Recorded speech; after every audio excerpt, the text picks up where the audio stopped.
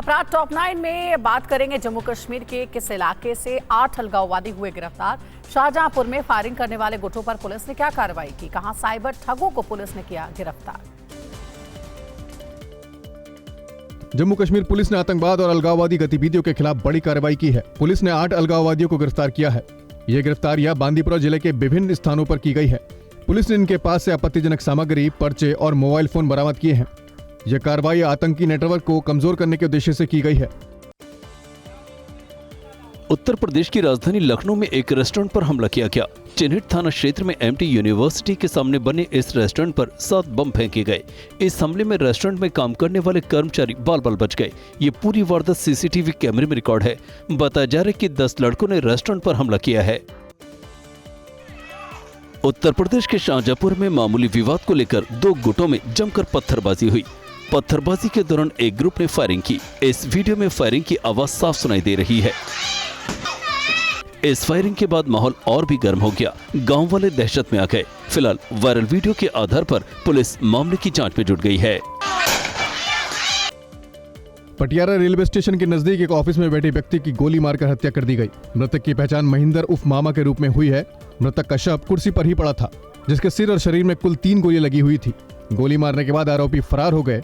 मौके पर पहुंची पुलिस ने जांच शुरू कर दी है। उत्तर प्रदेश के बरेली में 3 सगी बहनें रहस्यमय तरीके से गायब हो गई हैं। इस खबर के बाद परिवार वालों की परेशानी बढ़ती जा रही है। परिवार वालों का कहना है कि तीनों बहनें स्कूल के लिए निकली थी, लेकिन घर नहीं लौटी। पुलिस ने मामला दर्ज कर जांच शुरू कर दी है।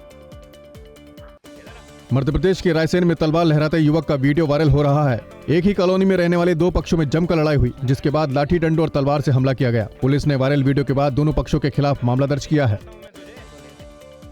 बीएसपी प्रमुख मायावती की भतीजी एलिस ने अपने पति, सास समेत 9 लोगों पर दहेज उत्पीड़न का केस दर्ज कराया है। कोर्ट के आदेश पर हापुड़ पुलिस ने एफआईआर दर्ज कर ली है।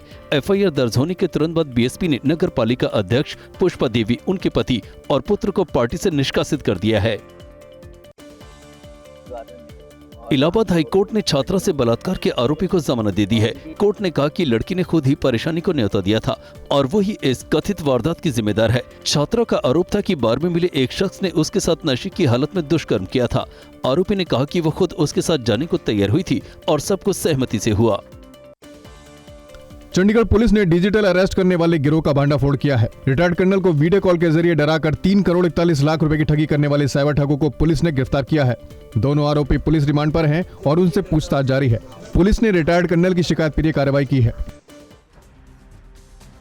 और देश की टॉप 9 खबरों में आज बात करेंगे आतंकी तहव्वुर राणा को एनआईए से उसकी पूछताछ होने वाली है और पीएम मोदी आज कहां करेंगे दौरा। दिल्ली में फीस विवाद को लेकर अभिभावकों ने क्या कहा, देखिए तमाम अहम खबरें।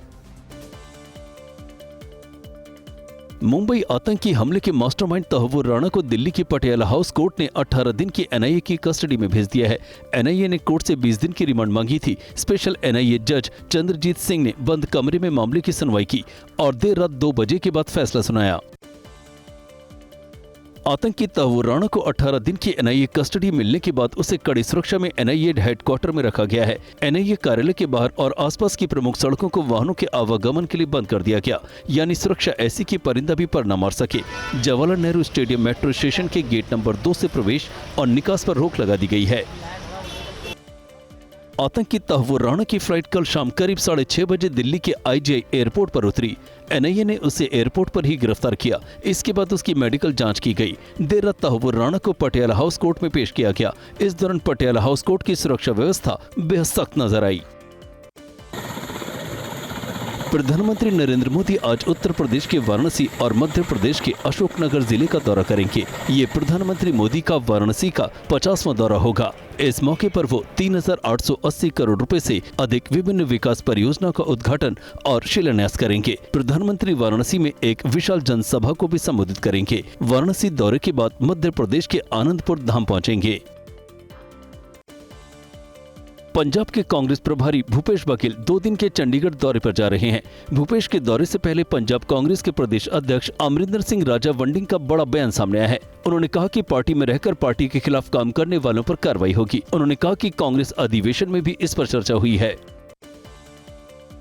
दिल्ली के प्राइवेट स्कूलों में बढ़ती फीस के विरोध में अभिभावकों का गुस्सा बढ़ता जा रहा है। वहीं दिल्ली के डीपीएस द्वारका में बच्चों ने बंधक बनाने का दावा किया है। बच्चों के परिवार वालों का कहना है कि बढ़ी हुई फीस न देने पर हमारे बच्चों को लाइब्रेरी में बंधक बना लिया गया। अभिभावकों का कहना है कि बच्चे स्कूल की मनमानी का शिकार हो रहे हैं। वक्फ कानून को लेकर भोपाल में भी मुस्लिम संगठनों ने प्रदर्शन किया। सेंट्रल लाइब्रेरी ग्राउंड पर मुस्लिम पर्सनल लॉ बोर्ड के आह्वान पर प्रदर्शन किया गया। मध्य प्रदेश सरकार में मंत्री विश्वास सारंगी ने कहा कि प्रदर्शन वो कर रहे हैं जिनकी दुकान लुट गई। प्रदर्शन में कोई भी आम मुसलमान शामिल नहीं है। पश्चिम बंगाल के वक्फ कानून को लेकर बवाल जारी है। मुर्शिदाबाद के बाद अब मेदिनीपुर में वक्फ कानून के विरोध में जबरदस्त प्रदर्शन किया गया। ये जुलूस तृणमूल विधायक हुमायूं कबीर के नेतृत्व में निकाला गया। हुमायूं कबीर ने कहा कि पश्चिम बंगाल में ये कानून किसी भी हालत में लागू नहीं होने देंगे। कांग्रेस नेता और लोकसभा के विपक्ष के नेता राहुल गांधी निजी यात्रा पर रणथंभौर में हैं। उन्होंने कल और शाम की पारी में रणथंभौर नेशनल पार्क में टाइगर सफारी कर बाघों की आठखेलियां देखी। इस दौरान राहुल गांधी ने बाघिन T-84 एरोहेड और उनके शावकों की आठखेलियों को अपने कैमरे में भी कैद किया। और प्रदेश की टॉप 9 खबरों में देखेंगे जौनपुर में प्लाईवुड फैक्ट्री में कैसे लगी आग, पनीर को लेकर कहा होटल मालिक की हुई पिटाई। ये तस्वीर जौनपुर की है, जहां प्लाईवुड फैक्ट्री में भीषण आग लग गई। हर तरफ चीख पुकार मचने लगी। फैक्ट्री में फंसे कुछ मजदूर मदद की गुहार लगा रहे थे, लेकिन भीषण आग के आगे किसी की नहीं चली। आखिरकार इस आग में फंसे लोगों ने किसी तरह कूदकर अपनी जान बचाई। नोएडा में एक ग्राहक को पनीर की सब्जी नहीं देना होटल संचालक को भारी पड़ा। 2 दबंगों को पनीर देने से मना किया तो होटल में उत्पात मचाया और जमकर पिटाई कर दी। ये मामला नोएडा के सेक्टर 51 का है। मारपीट का सीसीटीवी तेजी से वायरल हो रहा है। पुलिस ने सीसीटीवी के आधार पर जांच शुरू कर दी है और एक आरोपी को गिरफ्तार कर लिया है। ये वीडियो चित्तौड़गढ़ के गंगरा टोल नाके का है। वीडियो में देख सकते हैं कि एक आरटीओ महिला अधिकारी ट्रक ड्राइवर के बाल खींचते और धक्का देते दिखाई दे रही है। ड्राइवर से मारपीट की घटना के बाद मौके पर कई ट्रक ड्राइवर जमा हो गए।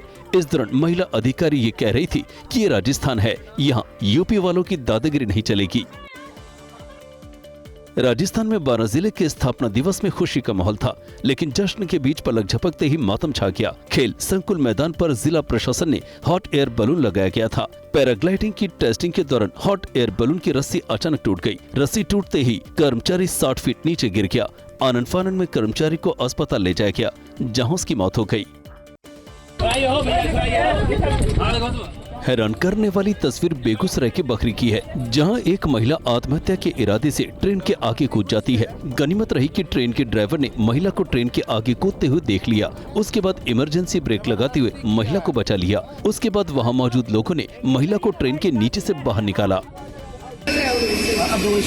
ये वीडियो अयोध्या का है, जहाँ एक इलेक्ट्रिक स्कूटी में चार्जिंग के दौरान विस्फोट हो गया। देखते देखते धमाके के बाद स्कूटी पूरी तरह से जलकर खाक हो गई। इलेक्ट्रिक स्कूटी में विस्फोट के बाद आसपास की छतों का प्लास्टर भी उखड़ गया। ये पूरी घटना सीसीटीवी में रिकॉर्ड हो गई। हादसे के दौरान यहाँ पर कोई भी मौजूद नहीं था। बिहार में तेज आंधी और तूफान का कहर जारी है। नालंदा में तेज आंधी की वजह से अब तक 22 लोगों की मौत हो गई है। मुख्यमंत्री ने सभी मृतकों को 4-4 लाख रुपए मुआवजा देने की घोषणा की है। नालंदा जिले में आई भयानक त्रासदी के बाद पूरे स्वास्थ्य विभाग को अलर्ट मोड पर रखा गया है। महाराष्ट्र के कई जिलों में आंधी तूफान का असर दिखाई दे रहा है। अमरावती में भारी बारिश की वजह से किसानों को भारी नुकसान हुआ है। बेमौसम बारिश की वजह से मूंगफली, तिल, तरबूज, संतरा और आम की फसलों को नुकसान हुआ है। तेज हवाओं के कारण कई इलाकों में बिजली गुल है। ये भक्तों का सैलाब नासिक के सप्तशृंगी देवी के दर्शन के लिए उमड़ा है। चैत्र पूर्णिमा के मौके पर यहाँ हजारों श्रद्धालु सप्तशृंगी देवी के दर्शन के लिए पहुँचे। देवी के दर्शन के लिए काफी दूर दूर से श्रद्धालु यहाँ पहुँचे थे। आप तस्वीरों में देख सकते हैं कि हजारों लोग लाइन में लगे हुए हैं। बताया जा रहा है कि चैत्र पूर्णिमा के मौके पर यहाँ हर साल आस्था का सैलाब उमड़ता है।